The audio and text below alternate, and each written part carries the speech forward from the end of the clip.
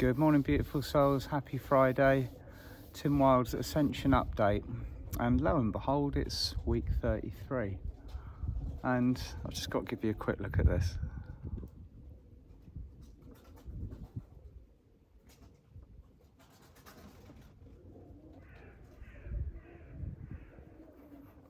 I'm at the foot of Wells Cathedral. And I've been in Wells for the last 2 days with Lavisa Altorn, Anna Indra, Jackie White, and many other beautiful souls who have been assisting and participating in the Heart Day that Lavisa and I hosted together yesterday. Powerful workshop. Hello, pigeon. I expect they're tame around here, aren't they? Powerful event. Lots of heart opening, lots of working with the new higher heart, the 33 facets, the 33 chambers. And I've, without any doubt, got a bit of a workshop hangover this morning. So I want to just talk a little bit about the new timeline that we are occupying now, because it was a topic of conversation yesterday in the workshop. We were discussing what's it actually going to look like on Earth in our society or societies when everybody is functioning from a heart-centered perspective. And I know I've talked about this before, but the more I look into it, the more I think about it, the more I kind of focus on this particular subject, the more intriguing it becomes. Because have we actually, any of us, thought about what the world is going to look like when we have moved from the ego into the heart? It's quite a thought, because there's many of us that have aspects of 3D that we're comfortable with. We shape them around our lives. We live that way, and it's very convenient, and to the point where when and if we have to let go of certain aspects of that, it's going to feel very strange. But yesterday I was talking about how we are going to move from 3D to 5D as we're doing at the moment. We're slap bang in the middle of the 4D window, the transitional mess. And that transitional phase only lasts for 20 years. We're halfway through it, exactly halfway point. Maybe a little bit over now. And so all of the changes, all of the kind of what we would regard as just general craziness, all of that occurring is part of the shift. Now, there's one particular facet of the galactics that many of us are aware of, the guys from Sirius. They are also witnessing what we're doing at the moment, but they took a lot longer to go through it. They took over 300 years on Earth, on earthly terms, to move through that. So we've chosen a very, very small period of time to do it. We've chosen 2 decades, and on earthly terms, that is, it's not very long, is it? So everything is super intense, it's super rushed, it feels like we haven't got enough time and space to do it.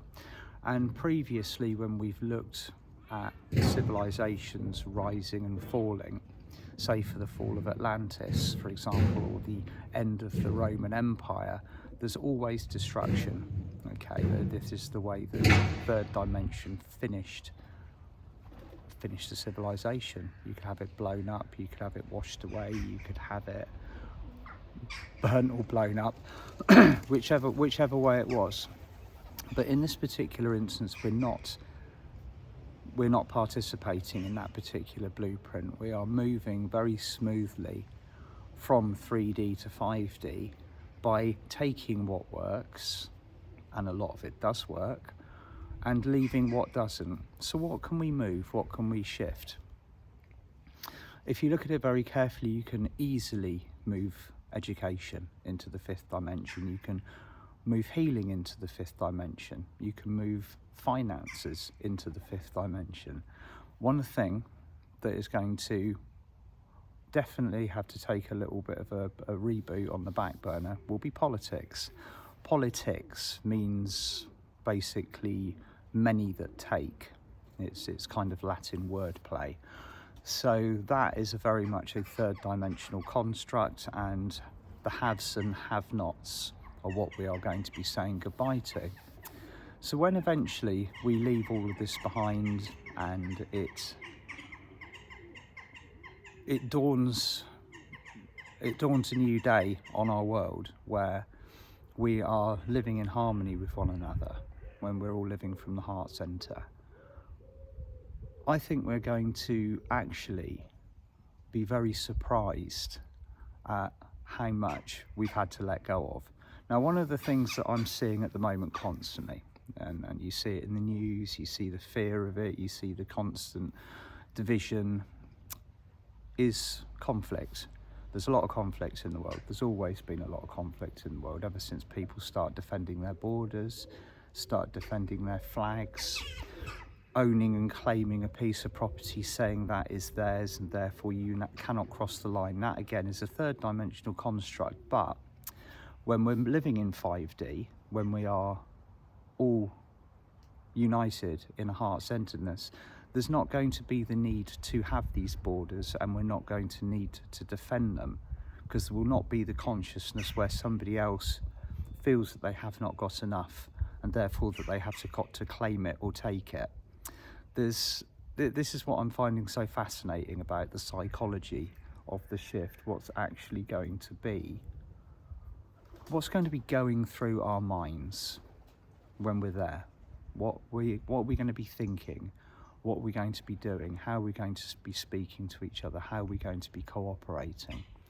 And it's a big psychological shift. And a lot of our generation, or particularly what I would refer to as the Lightworker generations, are going to still be deprogramming from the constant fight or flight, the self-defense, all of the things that we've been experiencing, and particularly more now so than ever, because as the shadows begin to reveal themselves, or they become visible because we've actually chosen to see them, this is causing, in what I would regard as a kind of like a trauma-based response, almost like a mass PTSD amongst light workers, and within people waking up, and all of the other souls on earth who are existing in this time frame, who are all of a sudden presented with the reality. So in 5 years' time, where are we going to be? I think we're going to have to look at this and keep tabs. I know I'm going to be doing it. It's become my personal project, so I'm going to be looking at it in a way that, how was I thinking 6 months ago? How was I thinking a year ago? How was I thinking 5 years ago? But a lot of people won't do this. They will simply be part of this shift. It won't necessarily make any difference to them at all. They will just suddenly one day maybe notice that they are living at this much higher frequency. And that's good. That's as it should be. But for you and I, for those of us who've actually participated in this shift, the work will not stop. We will be constantly building, we'll be constantly growing. But the difference will be that we will be fully aware of where we've come from and what we have to do, what we have to work with in order to kind of almost flush the system of the kind of the Atlantean disaster scenarios, the things that we all experienced over and over again. So again, what does the world look like in 5D? What are we all going to be doing? How are we going to be living together? And I think, and this is just me musing this morning, or kind of thinking about it quite deeply, as I've been doing for a couple of days now, our world isn't going to look incredibly different. Okay, we're still going to have our identities, we're still going to have our cultures. There's going to be the land masses where they are, of course, like that's not going to change. And the reason why it's not going to change is because the fifth dimension, this word that everybody's talking about, that you've probably heard so many times, the fifth dimension isn't a holiday destination. It's not some magical place where you pack your bags and go off to it. The fifth dimension is right here. It's here with you, me, and everybody else who's holding that frequency. So it doesn't change, we change. 5D is a state of personal vibration. The fifth dimension is it's a very loose description for the process that occurs when a human being moves from the ego into the heart. So much will change, but also maybe not so much. What will be strikingly noticeable will be the absence of the things that are keeping our world in fear. And the two main culprits for this will obviously be conflict, war, politics, the current setup where governments are kind of telling everybody what they should be doing, when they should be doing it, where they can go, what they can do, how they can travel, how they can spend, what they need to do for their health. All of that is going to go. It's going to go in, and that might not be such, it might not be quite so the gentle transitional part of it. What is happening is, and we're seeing it very much at the moment, they are doing what they always have done. They're running their spaces in the way that they've always run them. But the difference is now that the way that they've been running them is becoming highly visible. The things that they do and the actions that they take and the way that they look at life in general is now obvious to people that could not see before. And this is the enormous power, yet the subtleties of our shift from 3D to 5D. And this is why I love watching it, because with every story that comes out in the media, every little bit of news, everything that's part of the revelation, it becomes more and more obvious. I mean, you've heard me over the last years, 2020 onwards, kind of regarding it or referring to it as a carnival, or maybe even a clown show. And this is what it feels like when you start to see the antics and the actions of a group of souls that are trying to perpetuate a scenario again and again, but are getting increasingly desperate for their actions to actually take hold, and they're not anymore. So we're seeing all of these things occurring, but in the process of doing so, there's the unfortunate side effects of these actions, such as destructions of pieces of land, conflicts, people living in a state of poverty or lack, or huge amounts of problems being created. Those, at this present moment in time, and I was asked this question the other day, and I think it's been a popular question over the years: if there is a God, why does God allow bad things to happen? Well, I even asked that question when I was younger, and I was kind of being presented with the kind of the intricacies of religion. We live on a planet of free will, and the whole purpose of that planet of free will was to learn. Okay, you're given a body, you're given the space in which to use the body, the choices, the life, the aspects of the soul contract that you've organised and got together, we've organised and got together, and then you have a choice, because you have free will, and the consequences of those choices are what makes the adventure. So you can either take the path of the light or the path of the dark.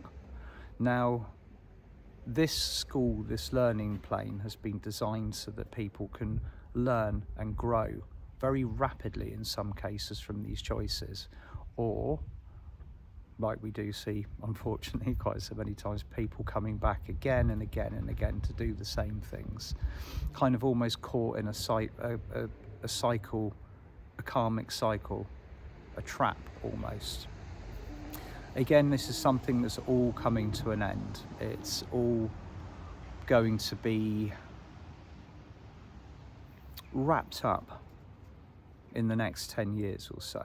And this is due to the incredible infusion of Christ consciousness into our bodies and our fields, our heart centers, our minds, There's another interesting point that was made yesterday by a lovely lady. The ego is not our enemy. Okay, you're always hearing about from ego to heart, or you've got to live in an egoless state. That for me personally, that information doesn't resonate. I believe that the ego is our friend. It's an incredibly useful tool. Once it is harnessed, once it is used correctly, then it can be the utmost benefit to everything that we do. So if the ego is used in harmony with the heart center, when it is not in control but it is a willing participant, then indeed it becomes extremely useful. We can make choices, we can make decisions, we can strive with it, we can think on our feet, and actually it is part of the construction of the self-love. The ego is a part of self-love, but only when it's being mastered, when it's in control, and it's not being when the ship isn't damaged and being steered in the wrong direction. So that's another interesting part of what we're going to look like in the future. And I've told this story before. All of the ascended masters, the ones that have very particularly been part of the earth process, say Merlin, Saint Germain, Jesus, Serapis Bey, all of these souls still have their ego badge because they've done time on earth. You will have when you incarnate and maybe start to occupy a higher dimensional space, when you kind of eventually decide to move away from the physical aspect of your incarnation and go back to wherever it was you came from. You will always have that part of your learning process with you. It will be part of your consciousness. You might not adhere to it so much, but I can remember Lord Katumi saying that it is a regular daily process, even in the halls of learning in the seventh dimension, to keep an eye on what the ego is doing. It's like a badge of honor that you wear when you come to earth. It's one of those things that once you've learned with, once you've used it, once you've played in that playground, that it stays with you. So again, imagine, if you will, just for a few moments, what an entire planet of people who love themselves and are involved with self-care will look like. It's an absolute game changer. A planet full of people who are not mastered by the ego. They've got no will or incentive to do harm to others for personal gain. That complete platform of thought, structure, and behaviours that are associated with simply don't exist. Then it's not eradicated, it's not destroyed, it's simply stepped above. I've been thinking about it a lot recently. I love thinking about it. I love looking at it because I love to think about how it will feel in the not too distant future to be living alongside countless millions, not just millions, but billions of people on Earth who are not being completely controlled by what their egos are telling them to do. It's a very, very different space. It's a different space, it's a different story, it's a different timeline, and it's a beautiful one. And I think we're making serious progress as we are now. I think at this particular moment in time, we're all becoming so aware of the ego within ourselves, and then especially if it rises up and it's visible as a mirror from other people, how that feels and how it works, how it's structured. Every single person who has chosen to move through the Ascension Gateway will be working from their activated heart center, and over the course of the Lionsgate, a wave of light went out from the cosmic heart to the higher hearts of everybody on Earth, and that wave of awakening has actually begun now. So we're beginning to see it, we're beginning to feel it. You're going to start to notice tangible changes in the people around us, and Someone also said they felt the timeline shift quite significantly. I don't think it's on the 8th of the 8th. All of a sudden, everything felt different. I mean, we've still got the same beautiful buildings around us. The constructions are there, but there is a different frequency flowing through the time frame that we then have to adjust to. And that's quite a lot of the time. That's what your nervous system is telling you about. Your nervous system is telling you that there's been a change, that there's been a huge shift, and a lot of time the nervous system can maybe register that as again as fight or flight, a bit of shock. So I'm just going to leave today's update on that thought. Focus, manifest, create. Dream into reality a world where we are all functioning from the heart, where the platform that supported division, hatred, war, taking what doesn't belong to you, all of the basic principles of living as a decent human being, all of these things have basically been risen above. They still exist in the previous time frame, but they don't exist on ours. We remember them, and we could probably easily access the Akash and see what they look like and see what those scenarios look like. And I'm sure we will in the future look back on this period of time, this 10,000 years since the fall of Atlantis, and with kind of like maybe even a bit of a tight feeling in our solar plexus as we watch what we learned and what we went through on this planet, because very soon that consciousness will cease to exist on our timeline. Sending you all so much love, and I'll see you Monday. Bye for now.